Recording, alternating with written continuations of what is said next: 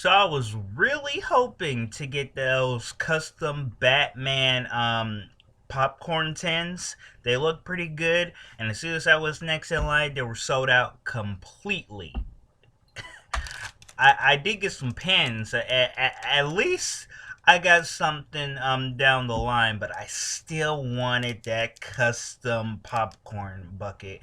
I'm hoping that someday I will when I watch the film again.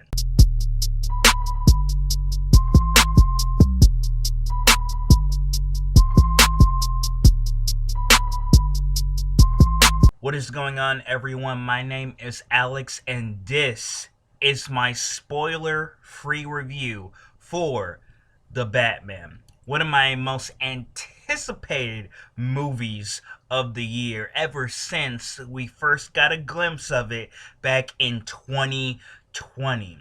And as always, after that trailer, the marketing kept going and going, and we got posters. Like, this movie was shaping up to be elite, and it just proves it. And after watching the movie, I will say that if you had any expectations for this film, if you think that they were going to go for an idea and hit on it, they do, and you're going to be surprised at what else they throw out your way. This movie was the Batman film I wanted and more. And let's just say that I just absolutely love the tone, the look, the characters, everything about this film. It just lives and breathes Gotham, and just lives and breathes the type of detective story that you want. But hey, before I continue on, if you guys are new to my channel, feel free to subscribe with post notifications turned on if you haven't already, and also comment down below without spoiling anything. What do you guys think of the Batman if you have seen it? And make sure to like this video if you haven't already. Batman ventures into Gotham City's underworld when a sadistic killer leaves behind a trail of cryptic clues. As the evidence begins to lead closer to home and the scale of the perpetrator's plans become clear, he must forge new relationships, unmask the culprit, and bring justice to the abuse of power and corruption that has long plagued the metropolis. Let's talk about the one thing that everybody wanted in a live action Batman film: a detective story, and showcasing that Batman is truly the world's greatest detective. And when you watch this film, it feels like we are solving the case together, like the audiences, in a way. Even though if you have never figured out a clue in your life, it feels like you can almost get it.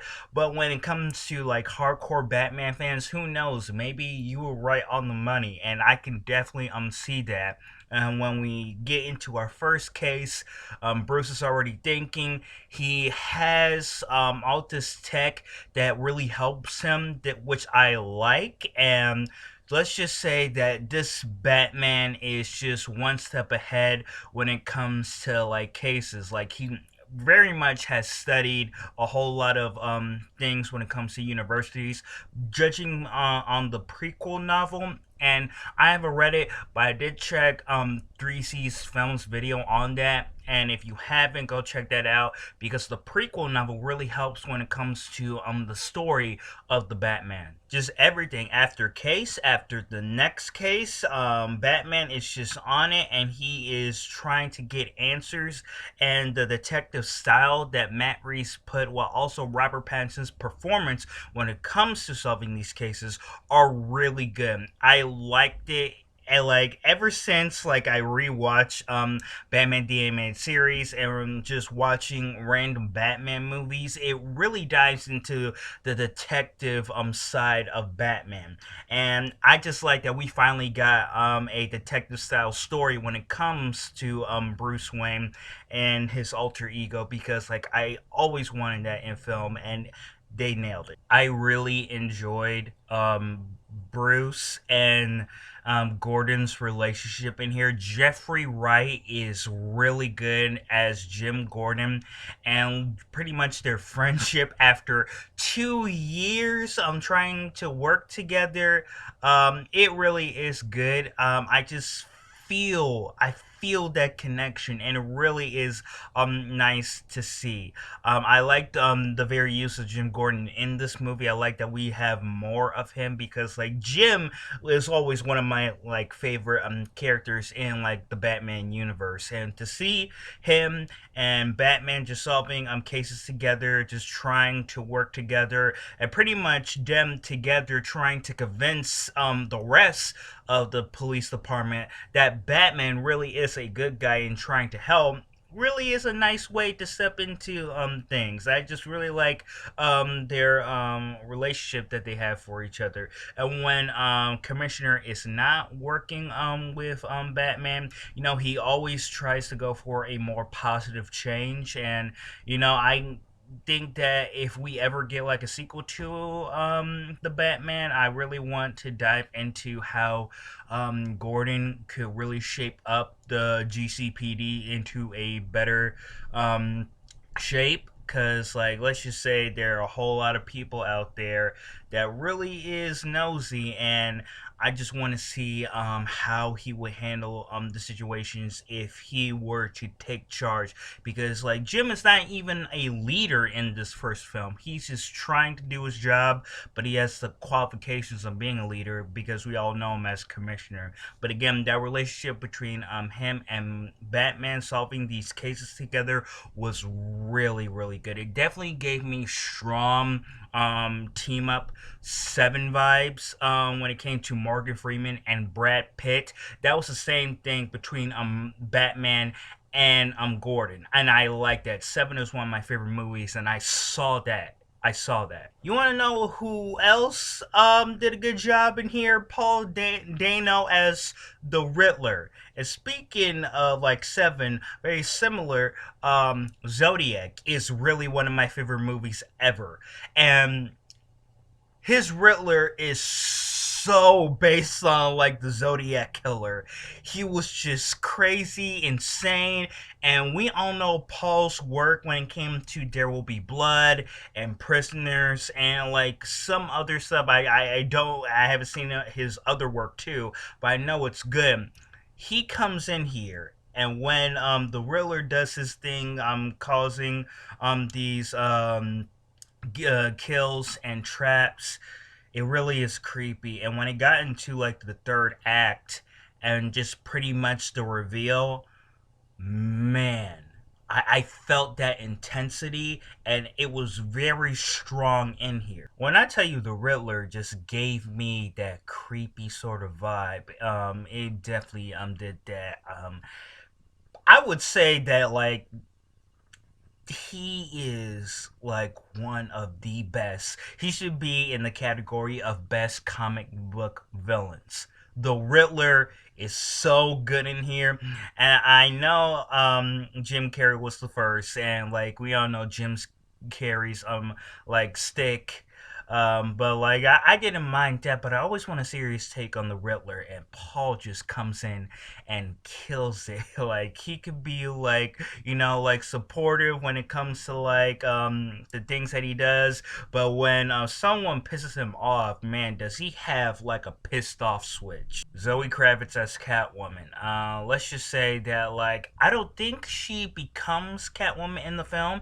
She obviously is trying to like be close to that, but Selena Kyle is really good. I think that the perfect casting choice for Zoe for Selena was very good, and just pretty much the relationship that she has with Batman is like classic when it comes to Bruce and Catwoman.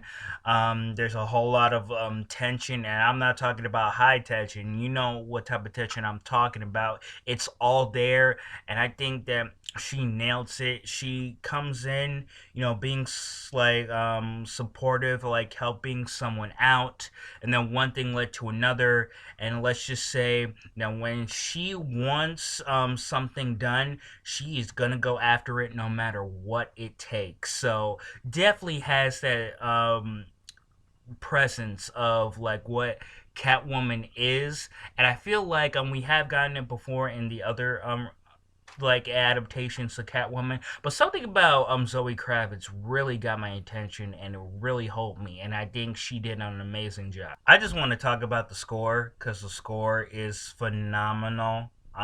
Definitely my favorite scores of the year so far.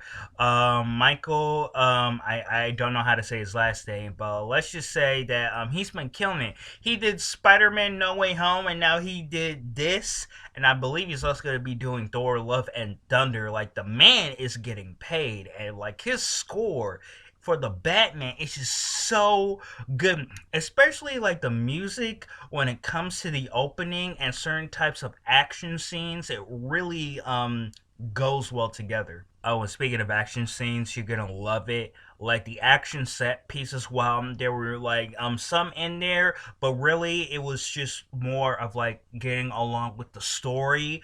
The action set pieces are so good. The opening has to be one of the greatest ways to start an opening for a comic book movie because it really sets the tone and it really sets where everything is, and I just like that. The narration that Bruce does is very good too. My favorite had to be that Batmobile chase between him and the Penguin. And the last act, let's just say, I'm definitely gonna be remembering that like forever, and I need to watch the film again. But the action is just so good. Writing, story, directing, cinematography, everything from start to finish. I was pleased. And I know the runtime is long as almost 3 hours, but I was engaged. If you can give me something to engage with, I'm not going to care about the runtime. And I didn't care about the runtime because the story kept going. I felt the mystery was still going on and ahead.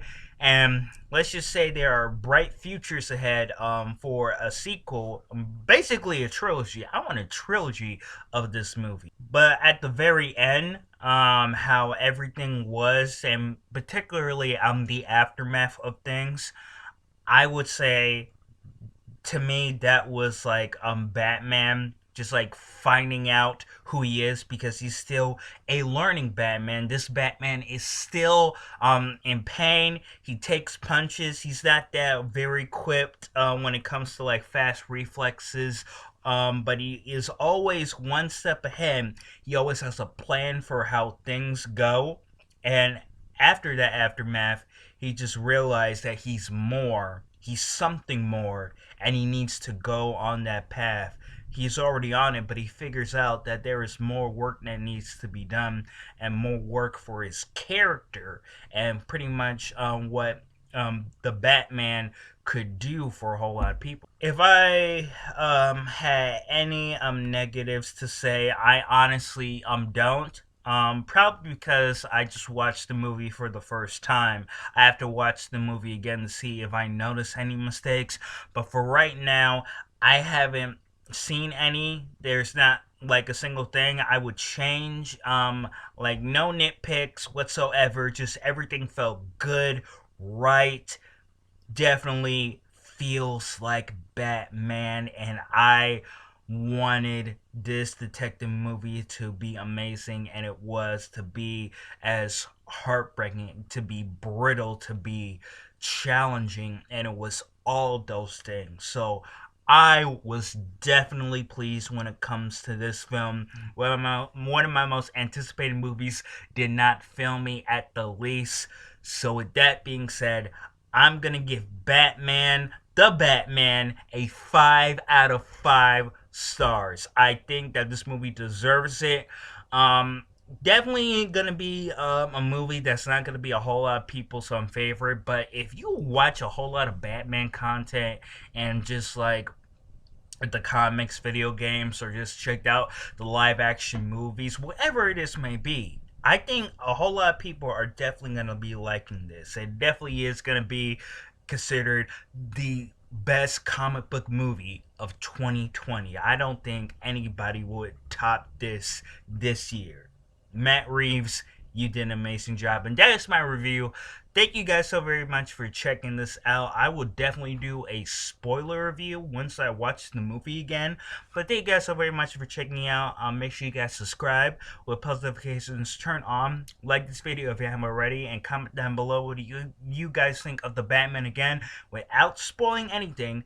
My name is Alex. I'll catch you guys later. Oh my goodness. Oh my goodness. Like someone on TikTok said, 2022 belongs to the bad. I'll catch you guys later in the next video. Peace.